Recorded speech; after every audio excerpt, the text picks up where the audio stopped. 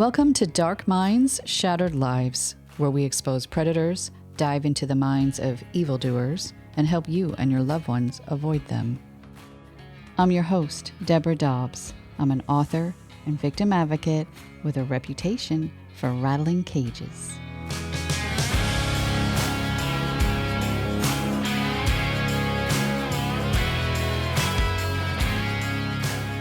This episode is all about psychopaths. Now, the best way to survive a psychopath is to avoid one altogether. And because it can be hard to avoid something you can't recognize on the surface, I'll be sharing with you a helpful tool, an actual checklist of psychopathic traits. It was developed by Dr. Robert Hare, and it's kind of like a list of ingredients for a recipe. To lighten the mood on this dark subject, I invited my friend Bob Saenz to join me. He's an actor, novelist, and screenwriter. Why Bob? Because Bob wrote the screenplay for a movie called Extracurricular Activities. And it's only one of the 20-plus screenplays he's written that got produced, but the main character happens to be a young psychopath. While enjoying a whiskey, Bob and I compared the main character in his movie to Robert Hare's psychopathy checklist. And it turns out the kid checks a lot of boxes. We also talked about psychopaths in film, along with some lesser-known facts about the psychopaths among us. You're in for a treat. So, Bob, you have this dark comedy out called Extracurricular Activities. When did it actually come out? Came out in 2019. It is a dark comedy thriller with a very interesting protagonist in it. And it was a labor of love kind of script. It was when I was working on a TV series that I was part of, which was called Nash Bridges in the 1990s, late 1990s, early 2000s. I met a producer there who told me that writers really need to have a calling card script. And what a calling card script was a script that was so far out of the box and so interesting and a different story and something that may never get made, but it shows your ability as a writer. I thought, what am I going to write that's way out of the box that I find interesting, that other people might find interesting, that may never get made? And I personally thought it would never get made after its lengthy journey in Hollywood, that I would write something strange and see that if it would do what the guy said it would do, and it did.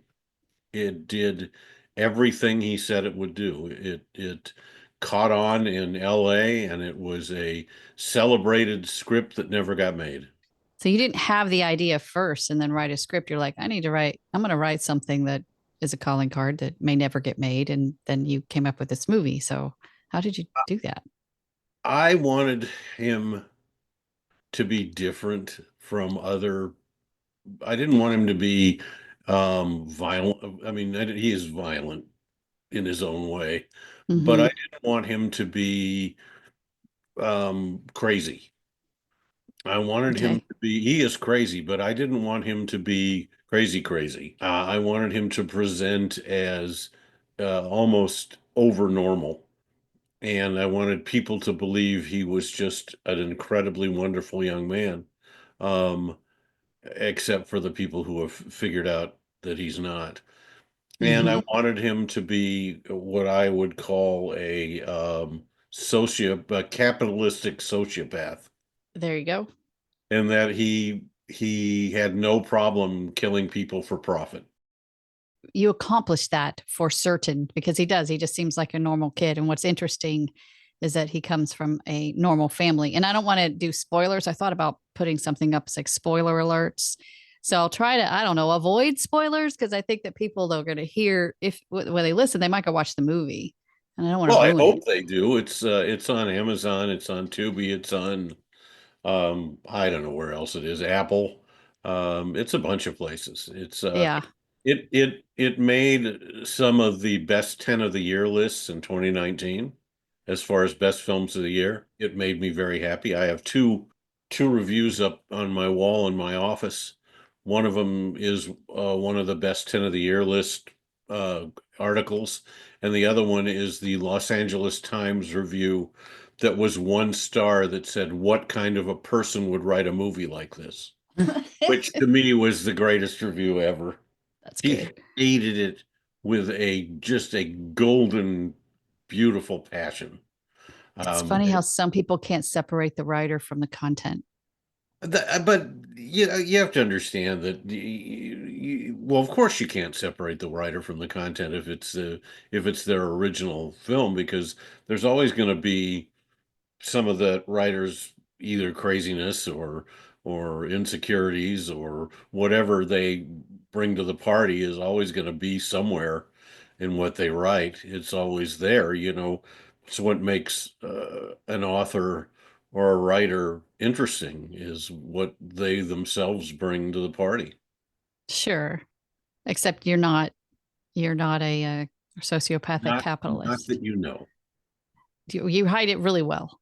You hide it really well. No, I'm not. But I also understand that movies aren't real. Now, did you do any research or did you just write the character how you wanted the No, I character to just be? wrote the character because the way I wanted to write him. I wanted to do some things that I was told I couldn't do. Hmm. I was told that if you write a narrative story, your protagonist has to arc and learn all these lessons and do all this stuff. And I said, why? And then I wrote a character that didn't arc, and everybody in the world wanted this script. I do like it when characters don't necessarily have an arc. They don't have some transformation. And when you're writing a psychopath or someone that has a lot of psychopathic traits, they're most likely not going to, have some sort of self-actualization and become a benevolent, loving, and empathetic person. It's just not going to Well, happen. So, well, if they do, it's nobody's going to believe it. So, well, yes, and they're not actually psychopath then. no, So, were you familiar with the Robert Hare's psychopathy traits in that checklist? Were you aware? Had you heard of no, that? but I'm finding that he didn't have a whole lot of them. It's a scale, so you can be sort of psychopathic and not full blown psychopathic. I think that he has really no feelings for anyone. What about his parents, though? Do you think he had feelings for his parents? I mean, he lied Yeah, to them. well, he did lie to them a lot, He but manipulated them. yes, he manipulated them a lot. I don't know if he had feelings with the first parents here. You're the only person that's ever asked me that. And I think that he probably may have had a little, but I don't think he would have had, if they'd gotten in his way, I don't think he would have had a problem of getting rid of them either. What is the name of your character? What's the name of your bad guy? Reagan Collins. Reagan Collins. How do you come up with names? I don't know. I make them up. It's a very, especially for films, if Mm-hmm. you had to write a character for Mm, a movie, there's about a 40% chance the character's name is going to get changed by the time the movie gets made. So right. you don't fall in love with your character names. I guess that's a difference with books is their authors will put a lot of thought into names and they do get You very really attached think because so? yeah, a lot of them do. Do they? Yeah, they Okay. do. Um, I just make them up. so what traits did you see on Robert Hare's checklist that Reagan displayed? Glibness and superficial charm, for one. Yes. Everybody is charmed by this kid except for the one guy who has him all figured out and no one will listen to him. Sorry if that was a spoiler. Egocentric, egocentrical, and I think he has a pretty good ego on him. Mm-hmm. Um, Low frustration tolerance, maybe a little bit of that. Pathological lying and deception, absolutely. Mm-hmm. Conning or lack of sincerity, absolutely. Lack of remorse or guilt, absolutely. Lack of affect or emotional depth. He shows emotional depth. He fakes emotional depth really well, but I don't think he has a lot. Lack of empathy. He's a sociopath. They don't have any empathy. Parasitic lifestyle. Nope. He was pretty independent. He had his own money. Mm-hmm. You know, he That's took true. He was making quite a bit of money. he was making more than they were making. Short tempered, no. Promiscuous sexual relationships, almost the opposite. Mhm. He stayed away from that because it would cause him maybe to make a mistake, and he wasn't about to make a mistake. History of early behavioral problems. No, he never had any behavioral problems. That was the whole thing. Everybody Mhm. thought he was perfect. Uh, Lack of realistic long-term plans. He had long-term plans. So, in fact, he subsisted on long-term plans. Impulsivity, no, none. Irresponsible behavior, none. Frequent, well, he didn't have any marital Right. relationships. History of juvenile delinquency, no. Revocation of conditional, no. Yeah, that's Failure to accept responsibility for his actions? I don't know. I don't, he never got to that point. yeah. He never got to the point where he had to do it. And many types of offense, well, he was breaking a lot of laws, Hmm. a lot bad laws. Definitely felonious. But he did not abuse alcohol. He was at a party and he was not drinking alcohol, right? No, he wouldn't. He didn't do drugs or drink. In fact, he at one point, this spoiler alert, but at one point, when the one kid says, "Let's have a beer," he goes, "Nope, it dulls the senses. I'm not going to do it." You did check off a lot, though. There's a lot. I checked off more than I thought. Yeah, Just, you I mean, did. with my first cursory read of the list, and then another read of it, I thought, "Oh, he didn't. He's not too many of them." But like the first 8. Yeah. And uh, nine, actually, because you have lack of empathy. yeah. And the thing with the checklist is it'll be adjusted almost like you prorate it or you adjust it for things like poor probation or parole risk. Well, he if Reagan was ever convicted and then released on parole or probation, he would probably not stop his criminal behavior. But They I'm not, like I said, we're not trying to take the test or assess anybody. It's just, Some of the producers who I dealt with, a couple of the producers I dealt with, wanted the ending changed to a different, more positive ending. And I didn't like that idea. I did write an ending like that once and I hated it. But the director and the producer who eventually made the film agreed with me that it needed to have the ending it did. And the ending it works. I mean, it's a very strange ending in that the when I snuck into a theater that was showing it in LA when we were down there the weekend it came out, and there was a pretty sizable crowd in the audience, and I walked in, sat in the back with the director, and we were laughing at stuff and watching people's reactions to certain points in the film.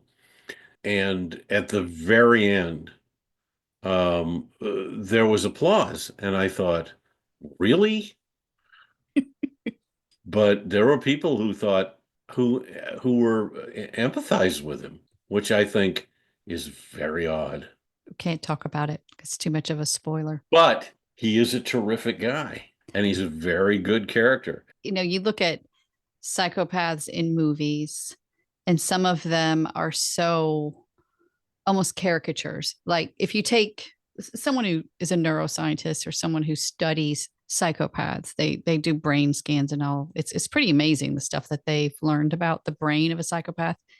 But when they see like American Psycho, it's like that is a caricature of a psychopath.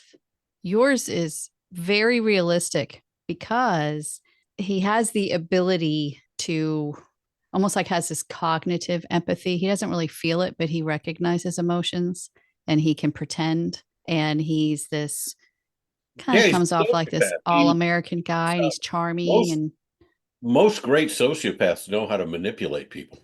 oh, They're yeah. extremely good at manipulating people. That's Yeah. what helps them succeed at whatever they're trying to do.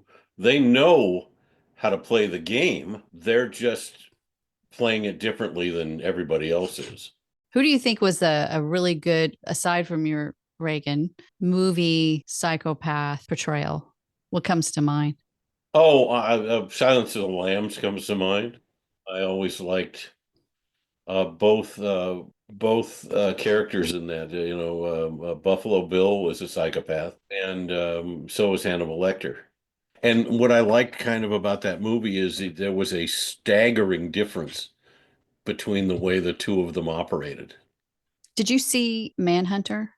Oh, I love that movie. Brian, who plays Hannibal Lecter. Yes. Brian, what's his name? The Cox. actor. Yes. He actually portrayed a more realistic psychopath.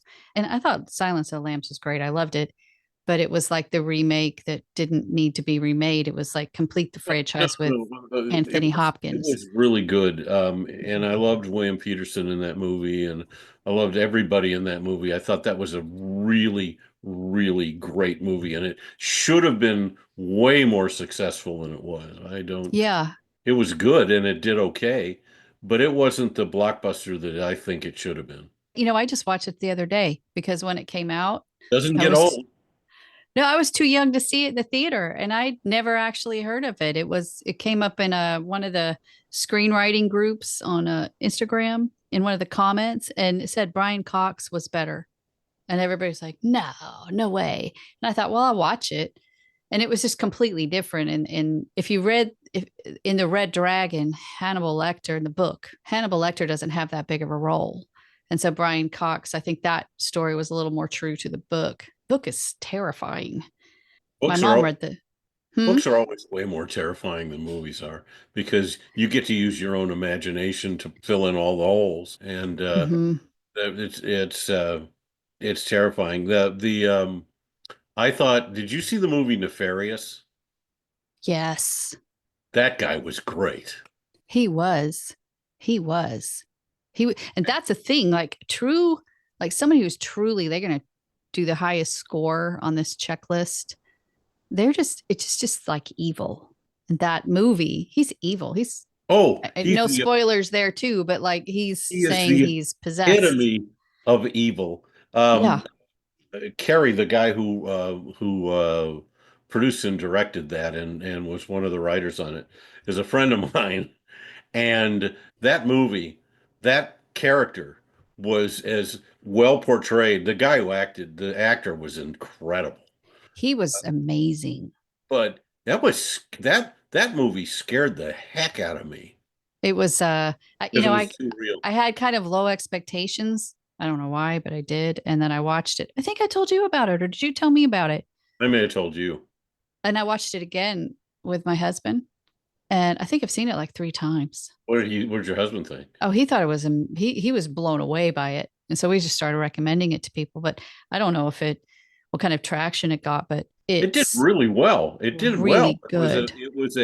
It was a success and And it was a very low budget, yeah, very small film that takes place in that room. what were there Basically. like 3 or 4 actors speaking Yes. parts? Yes. It relied on the talent and the skills of the actors, Yes. which was no special effects, none of that. I was But it was well shot too. It was well filmed. They knew they put the camera in it was super well edited. They yeah, put the camera in the right place at the right time. They did all kinds of good things in that movie. yeah. Well You could directed. have you could have really great acting, but a director can ruin it.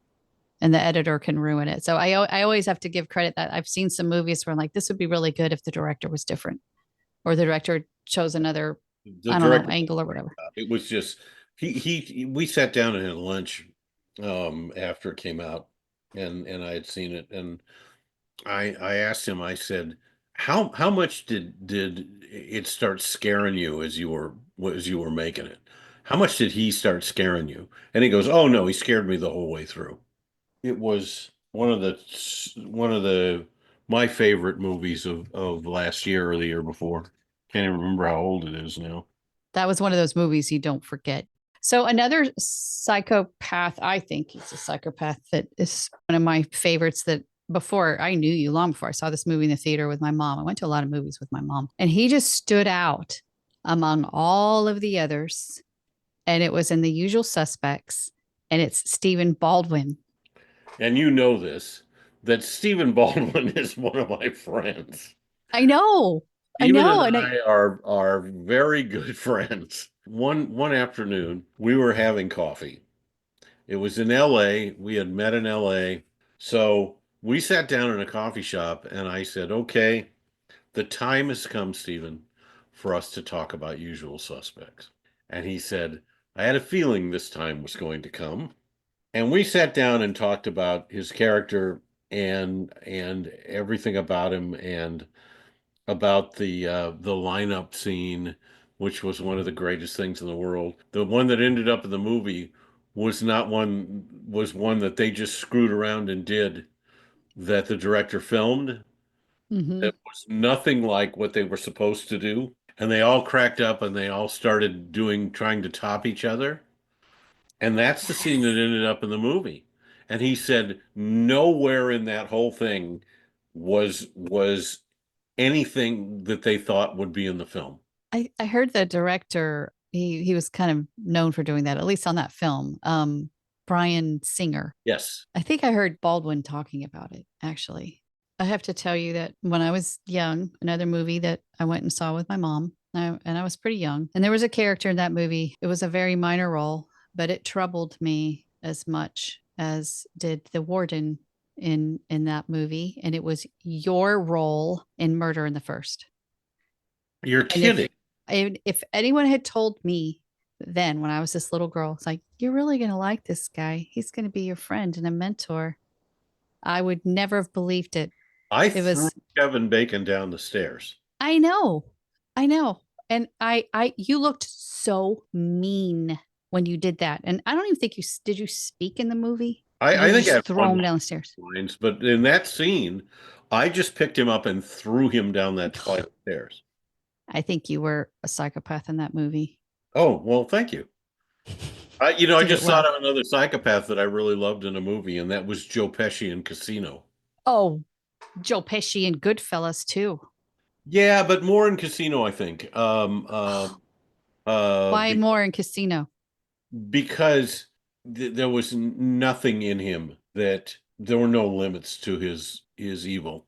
In Goodfellas, he wanted to be a made man. He wanted to get that thing that he couldn't get, and so he tried to get to that point. So he was a kind of cooperative to a certain extent. Not when he shot the kid in Oh, the that scene. That yeah. scene was, I was so But in Casino, uncomfortable. he was just evil. There's a scene in Casino where he and Robert De Niro are in the desert, and Robert De Niro thinks he's going to kill him and bury him out there. Hmm.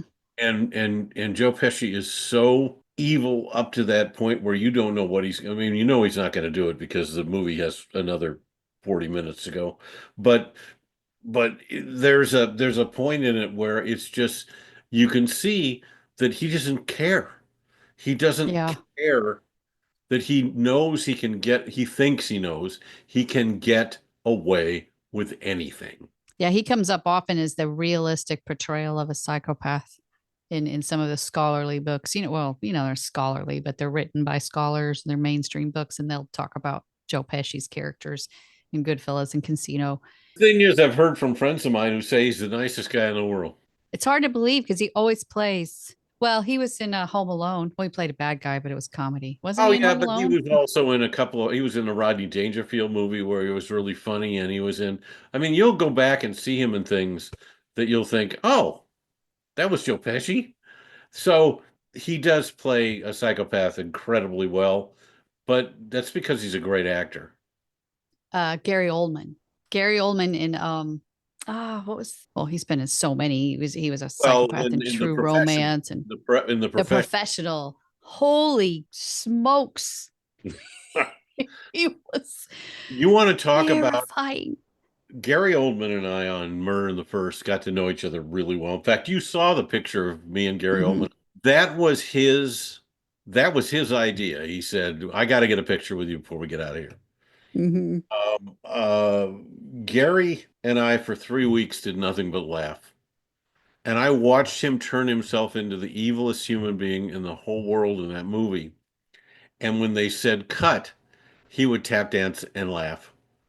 He was a consummate actor, the greatest guy who could inhabit a character so beautifully when the camera is rolling. And then when they yelled cut, he would go, "Hey, what's going on?"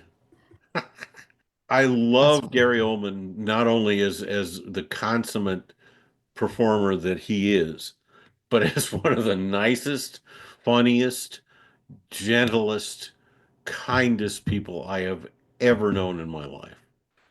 You know, you have moments in your life that you cherish and that nobody can take away from you. And spending that time with Ullman is one of them for me. Jack Nicholson in The Departed. Yes. Dang. Oh no. Even why can't I think of his name? Matt Damon. Matt Damon. Matt Damon in that movie is a classic psychopath, I think, because he's able to completely convey what he's, something other than what he really is. Mm-hmm. And he's evil. I mean, he's just he worked for Nicholson and was loyal to Nicholson for years until Nicholson got in his way, and we know what happened. Mm-hmm. And Matt is also a super great guy. I did two movies with him, and again, a terrific human being. Who played a very unterrific human being. But that movie was there was no terrific human beings in that movie. Oh, it was so well done. Yeah, even Leonardo DiCaprio's character had a lot of he was definitely fallible. They That all that was a rough movie. and That Mark was a Mark rough one. Wahlberg was completely fallible in that movie. Flawed. Mark Wahlberg was he was honest. He was He honest. was honest. He was honest. But at the end, though, he committed he He that's a spoiler, but who hasn't seen The who Departed? hasn't seen The Departed? I was very But happy with the but ending. the Scorsese with the rat running across the outside fence at the end was so great. Mm-hmm. Such a great image. I'm trying to think of some of my favorite films. I think that if you watch L.A. Confidential Mm-hmm. and the police captain, and I can't remember the name, it was the guy played that captain who was just evil and who had no problem killing whoever got in his way. I think that he bordered on the psychopath. Is that James Cromwell's character? Yes. Yeah, it was James Cromwell. That was his character. It's one of my favorite movies. I think it's Mm-hmm. best written movies of all time. I think that the Mel Gibson movie Payback has a plethora of psychopaths in it. That was a fun movie to watch. And that's one of the underrated movies ever made. I think it's a great film, and I Mm-hmm. don't understand why it didn't do better than it did. Um, It was a really good guy who wrote movie. L.A. Confidential wrote that, and there are some great psychopaths in that movie. I really liked that movie. That was in 1999. Yeah, I thought that was that really one, good.